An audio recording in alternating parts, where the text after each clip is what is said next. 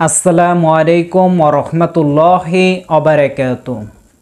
একবার দরুদ শরীফ পাঠ করলে কি কি উপকারিতা আছে তা এই ভিডিওর মাধ্যমে জানতে পারবেন।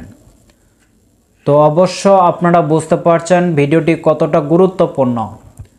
আমি আশা করি যে অবশ্যই মনোযোগ দিয়ে ভিডিওটি শেষ পর্যন্ত দেখবেন এবং ভিডিওটি ভালো লাগলে একটি লাইক দিবেন। আপনারা যে কোনো দরুদ শরীফ একবার পাঠ করতে পারেন, যেমন সাল্লাল্লাহু আলাইহি ওয়াসাল্লাম এই দরুদটিও পড়তে পারেন, অথবা আল্লাহুম্মা সাল্লি আলা মুহাম্মাদ এই ছোট্ট দরুদটিও পড়তে পারেন।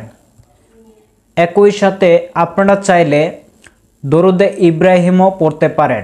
সকল দরুদগুলোর গুরুত্ব অনেক, সবচাইতে দামি হলো এটি, কারণ আমরা ৫ ওয়াক্ত সালাতে এই দরুদ পাঠ করি।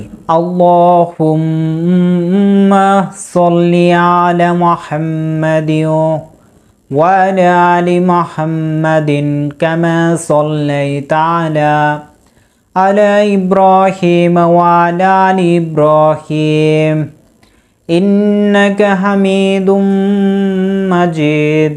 আল্লাহুম্মা বারিক আলা মুহাম্মাদিন ওয়া আলা আলি মুহাম্মাদিন কামা বারাকতা আলা ইব্রাহিম ওয়া আলা আলি ইব্রাহিম ইন্নাকা হামিদুম মাজিদ।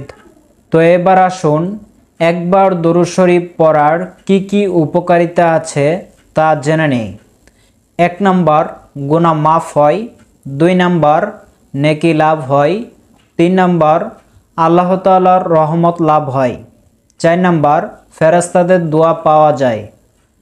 ৫ নাম্বার, মর্যাদা বৃদ্ধি হয়। ৬ নাম্বার, দুশ্চিন্তা পেরেশানি দূর হয়।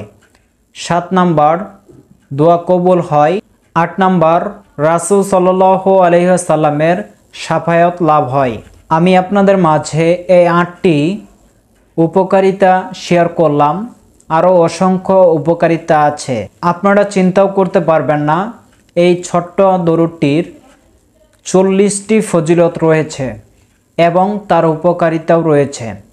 আমি শুধু আপনাদের মাঝে অল্প একটু উল্লেখ করলাম যে ৮টি।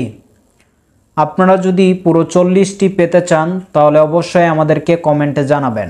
আমরা ৫ ওয়াক্ত সালাতের শেষ বৈঠকে যে দরুদে ইব্রাহিম পাঠ করি, আপনারা এটাই পড়তে পারেন। আর এটার অনেক ফজিলত রয়েছে এবং এটার গুরুত্ব অনেক। তো আশা করি যে আপনাদের কাছে ভিডিওটি ভালো লেগেছে। ভিডিওটি ভালো লাগলে অবশ্যই আপনারা আপনাদের বন্ধুবান্ধব ও আত্মীয় স্বজনদের কাছে শেয়ার করে দিন। তো ভিডিও আজকে এ পর্যন্ত, দেখা হবে নতুন কোনো ভিডিওর মাধ্যমে। ততক্ষণ পর্যন্ত ভালো থাকুন, সুস্থ থাকুন। আসসালামু আলাইকুম ওয়া রাহমাতুল্লাহ।